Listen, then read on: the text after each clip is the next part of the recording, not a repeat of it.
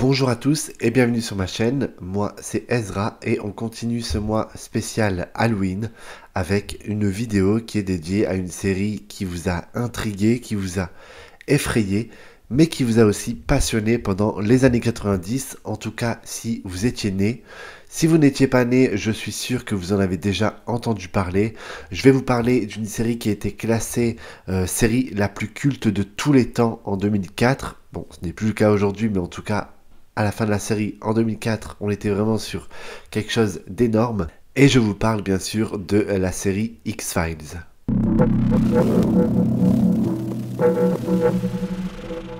La série X-Files va suivre les aventures de Dana Scully et de Fox Mulder, deux agents du FBI qui vont enquêter sur des enquêtes classées X. Non, je ne vous parle pas d'enquêtes dans le milieu du divertissement pour adultes, mais simplement des enquêtes impliquant des phénomènes paranormaux ou inexpliqués.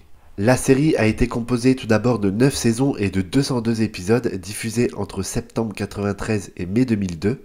Et la série fera son grand retour à la télévision en 2016 pour 2 nouvelles saisons. 2 films vont sortir au cinéma, un en 1998, de X-Files Fight the Future, qui se déroule entre la 5e et la 6e saison, et le second en 2008, X-Files I Want to Believe. On dirait le nom d'un album de Cher, mais non, c'était un film. Alors, vous l'entendez sûrement, j'ai une crève pas possible. Vous le voyez peut-être aussi à mon petit nez rouge. Donc, je vais essayer que mes paroles soient extrêmement compréhensibles. Mais s'il y a quelques petits ratés dans la prononciation, vous m'en excuserez. En France, la série, elle va être diffusée sur M6. Hi, I'm Gillian Anderson, and you can watch me dans aux frontières du Royal sur M6. Et ensuite, elle va être rediffusée sur plusieurs chaînes, notamment Paris Première, Jimmy, Énergie 12, Chérie 25, AB1 et récemment sur RTL 9. Donc je vous le disais, Mulder et Scully vont former le duo de cette série culte et ce qui était super intéressant à l'époque, en tout cas ce qui donnait une bonne dynamique à la série, c'est que le duo fonctionnait très bien dans le sens où on avait Fox Mulder qui était un agent du FBI qui croyait au paranormal, qui croyait aux extraterrestres et qui faisait du coup équipe avec Dana Scully qui était elle une scientifique très terre à terre qui remettait sans cesse en cause tout ce qui était explication surnaturelle. Bien sûr, leur relation va évoluer au fil des saisons. Je ne vais pas vous en dire trop si cette vidéo vous aura donné l'envie de regarder la série, mais vous vous doutez bien qu'ils vont devenir de plus en plus proches avec les saisons et ça va aussi faire partie de l'arc narratif de la série. La série va sans cesse jouer avec l'étrange, avec le normal, avec le rationnel, avec ce qu'on ne peut pas expliquer, avec les monstres, les extraterrestres. Et il y a aussi des enquêtes qui vont finir par des explications très rationnelles et ça va vraiment tenir en haleine tous les téléspectateurs puisque à chaque fois, à chaque épisode, à chaque enquête, on va se demander est-ce qu'il y a une explication surnaturelle, est-ce que c'est l'œuvre des extraterrestres, d'un monstre ou je ne sais quoi, ou c'est tout simplement un canular où il y a une explication qui peut être aussi tout à fait scientifique. C'est en 1990 que la chaîne Fox va engager Chris Carter pour développer de nouvelles séries. Et Chris Carter, lui, il n'est pas très connu à Hollywood pour le moment. Il a simplement travaillé sur Le Monde Merveilleux de Disney et sur une autre série, Jack Killian, L'Homme au micro. Donc c'est en 1992 qu'il va avoir un dîner avec l'un des présidents de la chaîne et il va lui expliquer qu'il a une idée et qu'il souhaite créer une version moderne de Dossier Brûlant, donc qui était une vieille série qui mettait en scène du coup des enquêtes aussi sur le paranormal. Et donc il veut s'inspirer de cette série pour créer une version un petit peu plus moderne qui est plus dans l'air du temps. Ce qui va aussi le mettre sur la piste de ces enquêtes surnaturelles et les extraterrestres, c'est qu'il va lire un rapport de l'université de Harvard qui prouve en fait que aux États-Unis, il y a 3,7 millions de personnes qui croient avoir été enlevées par des extraterrestres. Il va développer donc ces deux personnages, Mulder et Scully, et il va en faire des agents du FBI après avoir vu une interview donc de Larry King qui est un très célèbre présentateur de télévision aux États-Unis qui recevait en fait un agent du FBI qui expliquait qu'il enquêtait sur un culte satanique et ça va lui donner l'idée de transformer ces deux personnages principaux en agents du FBI. La Fox va pas être très emballée par le projet au début, elle va refuser 2 fois l'idée avant de finalement accepter après que Chris Carter ait retravaillé un peu les personnages et les idées. Le tournage de la série va démarrer en 1993 à Vancouver au Canada Les 5 premières saisons de la série vont être tournées au Canada jusqu'à ce que David Duchovny, qui interprète l'agent Fox Mulder, souhaite se rapprocher de sa famille et du coup va rapatrier le tournage à Los Angeles. Il y a vraiment une différence au niveau de l'ambiance sur les saisons entre la 5 et la 6, puisque les 5 premières saisons étant tournées au Canada, où il y a une météo qui est très pluvieuse, il y a beaucoup de brouillard, et là ensuite on déménage à Los Angeles où il fait quasiment tout le temps beau. Donc il y a vraiment une différence au niveau de la luminosité, au niveau des images. Si vous regardez la série, vous allez vraiment voir cette différence.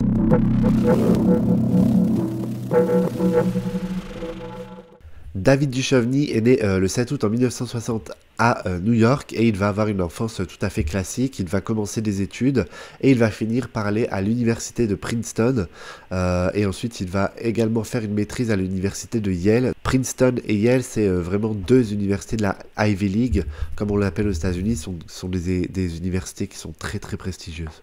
Il va commencer le théâtre à l'université et apparaître dans quelques pièces locales. Son ami va le convaincre de postuler à une publicité pour une bière, ce qu'il va faire, et il va ensuite lancer du coup sa carrière. Il va décider d'arrêter ses études et se consacrer uniquement à sa carrière d'acteur. Il va enchaîner quelques publicités et va également apparaître dans des films. Donc son premier rôle au cinéma, c'est dans Working Girl en 1988. Ensuite, il va apparaître dans le film Dénial en 1990 et enfin dans Beethoven en 1992, donc juste avant d'être casté pour X-Files. I pitched in college.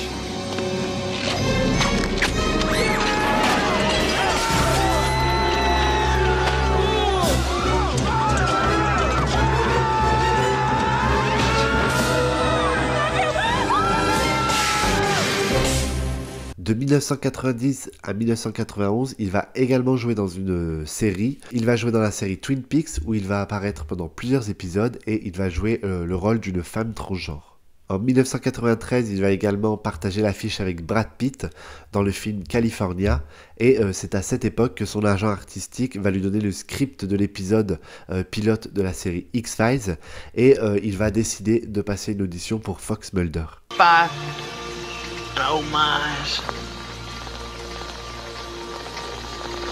Gillian Anderson, quant à elle, est née le 9 août 1968 à Chicago. Elle va passer toute son enfance à Londres, puis au début de l'adolescence va quitter Londres pour le Michigan aux États-Unis. Et là, elle va faire une énorme crise d'adolescence et va se rebeller en fait en adoptant le style punk.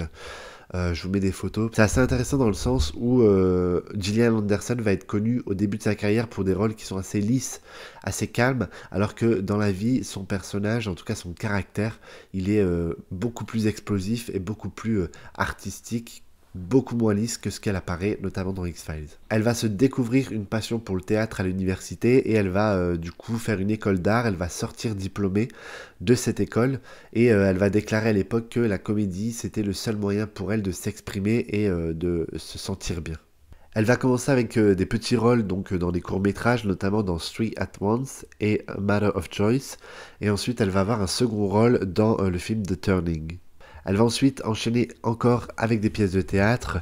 Finalement, elle va rencontrer le scénariste Chris Carter et elle va demander de passer une audition pour la nouvelle série qui arrive sur la Fox.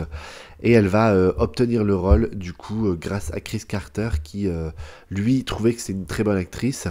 Sachant qu'elle n'était pas du tout connue à l'époque, elle n'avait pas eu de grand rôle au cinéma ni dans des séries. La chaîne n'était pas trop emballée par la candidature de Gillian Anderson, surtout que la chaîne voulait que le personnage de Dana Scully soit interprété par une blonde un peu pulpeuse, voilà un peu le cliché de la blonde au gros sein. Mais c'est Gillian Anderson qui, avec son talent et surtout avec l'aide de Chris Carter, va avoir le rôle et va réussir à convaincre la chaîne de ne pas engager du coup un cliché.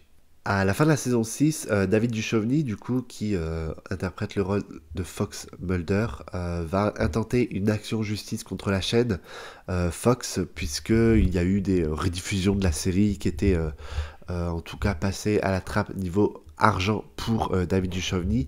Du coup, il va décider de quitter à moitié la série, le temps que l'affaire se calme et qu'il récupère l'argent que la chaîne lui devait.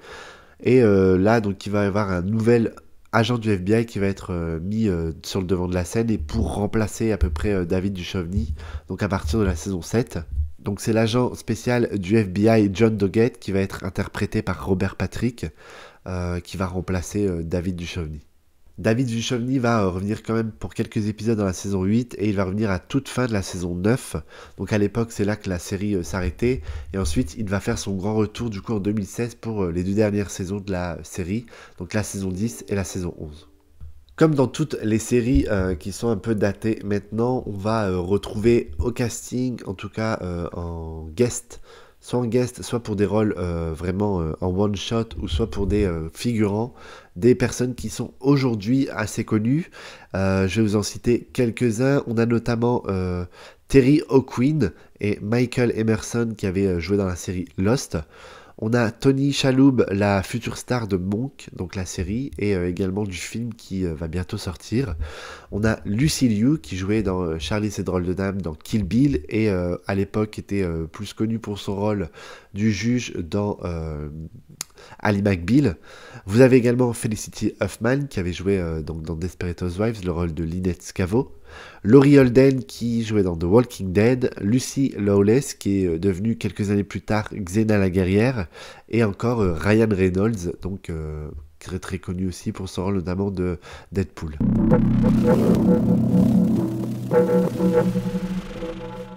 La série va rencontrer un immense succès, surtout au fil des années. Elle va vraiment se construire une fanbase et elle va recevoir notamment plus de 140 nominations et 65 récompenses, ce qui en fait une des séries les plus récompensées au monde. And the winner is The X-Files. Gillian Anderson, The X-Files. And the Emmy goes to Gillian Anderson.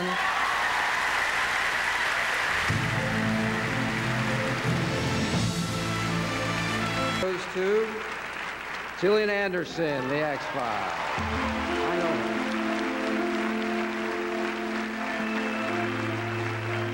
Niveau audience, la série va, je vous disais, monter crescendo. Mais c'est surtout au niveau de la saison 5 que la série sera à l'apogée de son succès, puisque il va y avoir en moyenne 19,8 millions de téléspectateurs aux États-Unis par épisode. Donc c'est plutôt énorme.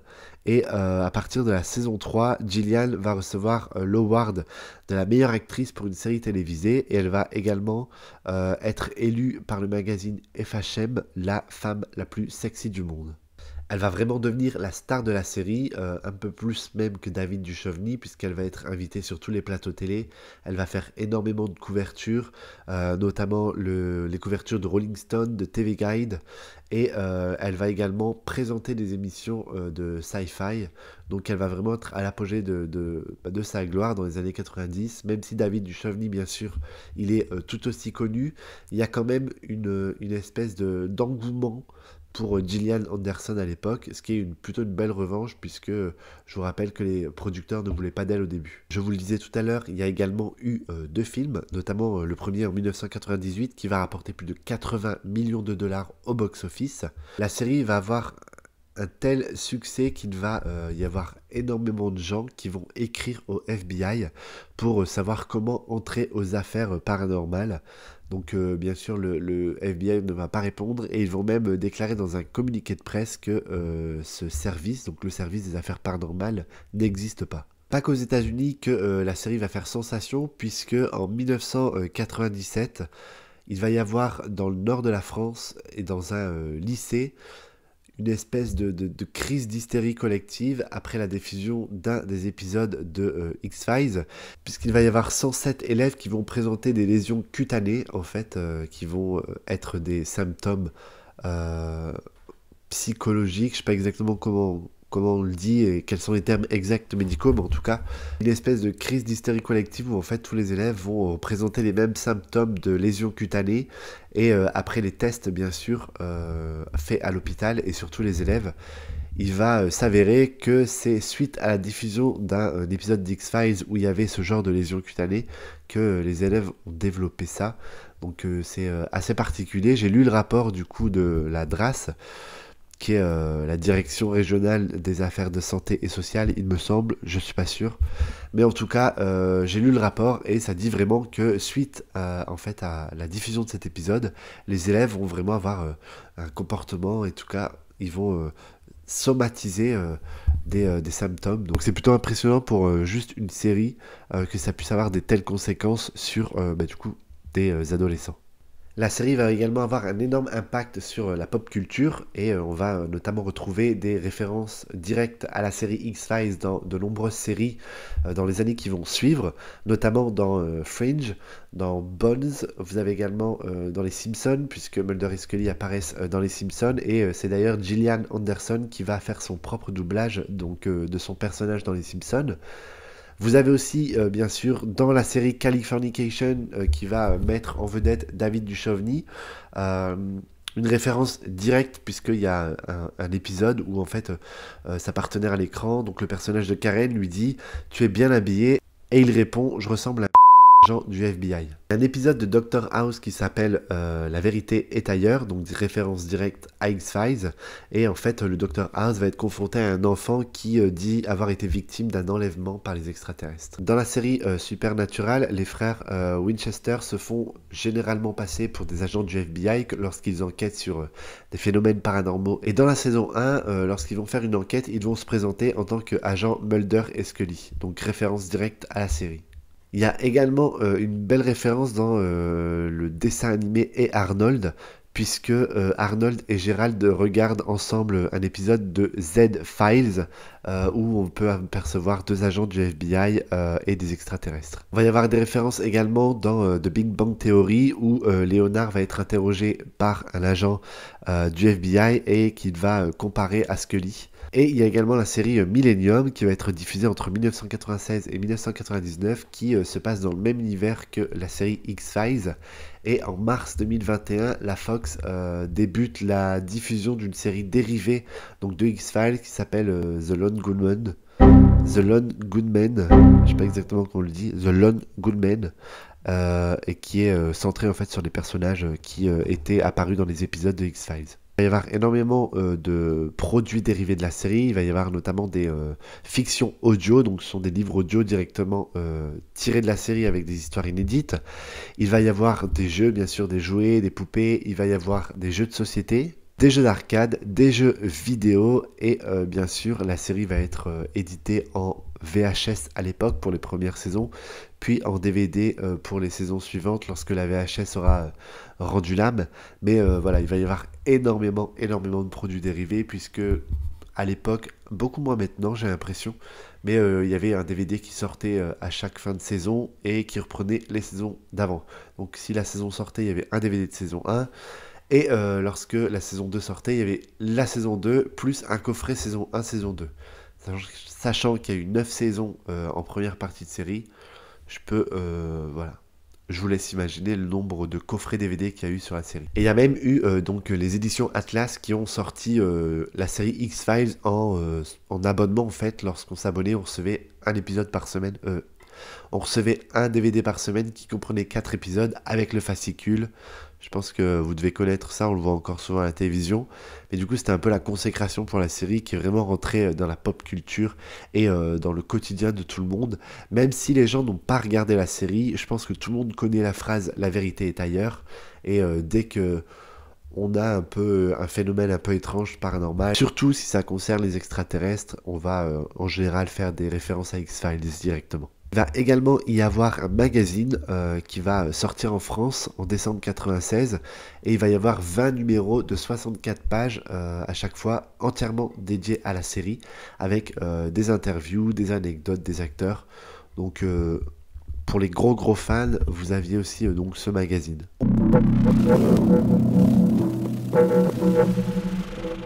On passe maintenant à quelques secrets de la série. Alors, je pense que depuis le début de ma chaîne, depuis le début de la série Cult Story que je fais sur cette chaîne, c'est la première fois que je trouve aussi peu d'anecdotes sur la série.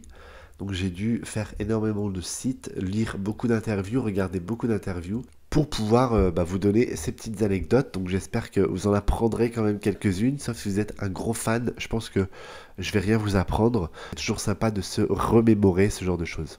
Gillian Anderson, elle va avouer dans une interview quelques années plus tard qu'elle a basé son jeu d'acteur sur la performance de Jodie Foster dans Le Silence des Agneaux. L'agent Scully, donc du coup, a été enlevé dans la saison 2 et en fait, tout simplement, c'était pour cacher la grossesse de Gillian Anderson.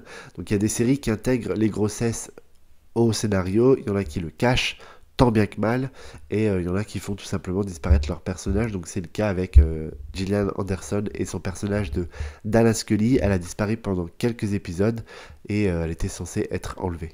Rebecca Toulan, qui jouait le rôle de la mère de Mulder, Tina, a seulement 1 an de plus que David Duchovny. Au début de la série X-Files, donc Gillian Anderson, elle a dû batailler pour obtenir le même salaire que David Duchovny, et cette histoire est également revenue sur le devant de la scène en 2016 lorsque la série a été remise sur les rails.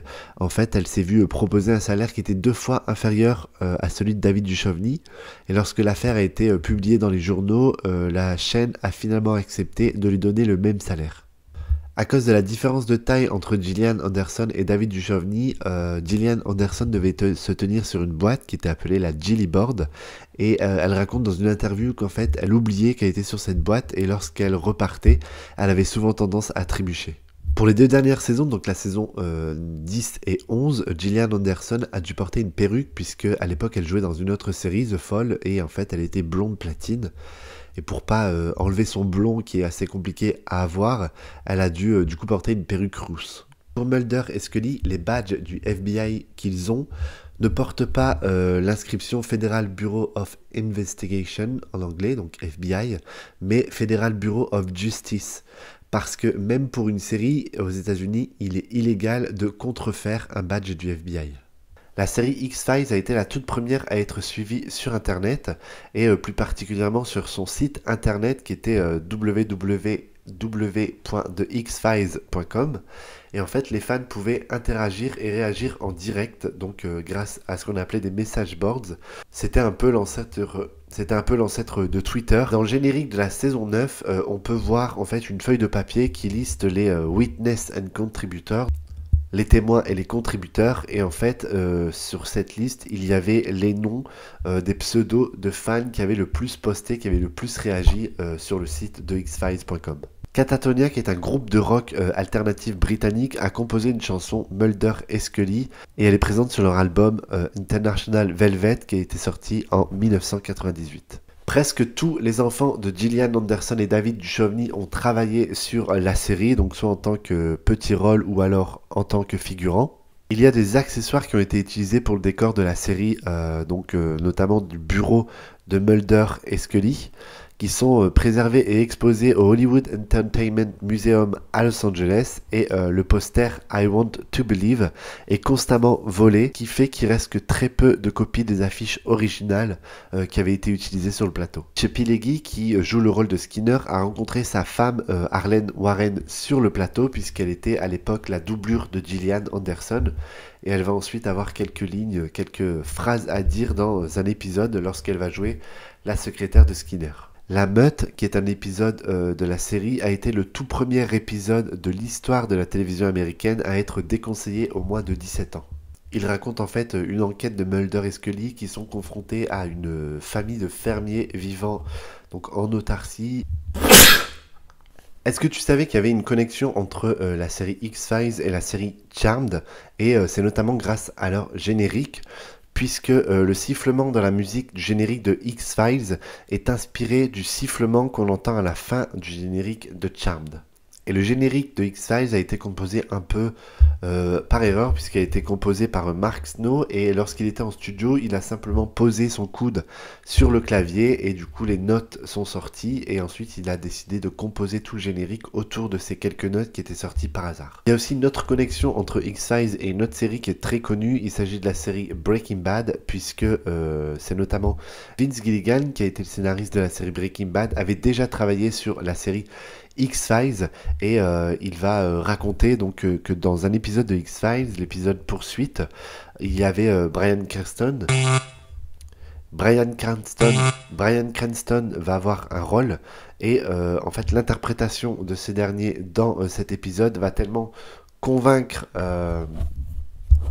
Vince Gilligan qui va décider de lui donner le rôle mythique du coup dans la série Breaking Bad. Et en fait tout est parti de cet épisode. La série Breaking Bad a été créée à partir de cet épisode de X-Files. La phrase d'introduction de la série, qui est La vérité est ailleurs en version française et The truth is out there en version originale, c'est classé 9e au top 20 des phrases cultes de séries télé. William Davis, qui est l'interprète du mystérieux homme à la cigarette dans la série X-Files, était non-fumeur depuis la fin des années 70, et pour son rôle de X-Files où il devait constamment fumer, les accessoiristes ont créé en fait des fausses cigarettes qui ne contenaient pas de tabac. Pour la petite histoire, on ne connaîtra jamais le nom de l'homme mystérieux à la cigarette, et l'acteur qui passait son temps à fumer était le porte-parole de la Canadian Cancer Society, donc agence de lutte contre le cancer. Donc voilà ce que je pouvais vous dire sur la série X-Files, donc qui a été vraiment un énorme succès et qui est aujourd'hui rentré dans la pop culture. Je ne sais pas si vous avez regardé, dites-moi en commentaire si c'était une série que vous suiviez. Si vous n'étiez pas né, dites-moi en commentaire si c'est une série que vous pourriez suivre aujourd'hui. Sachant que bien sûr ça a vieilli, on n'est pas dans les effets spéciaux de maintenant. Mais voilà, ça reste quand même un bijou au niveau des séries cultes. J'espère que ça vous aura plu. N'hésitez pas à vous abonner, à commenter et à liker. Et on se retrouve la semaine prochaine pour une autre série. Et dans cette prochaine vidéo, on va décortiquer un film culte qui est un film d'horreur. Je vous en dis pas plus. Rendez-vous la semaine prochaine. En tout cas, merci de me suivre. On est de plus en plus sur la chaîne, donc ça fait plaisir. Merci à vous et à bientôt.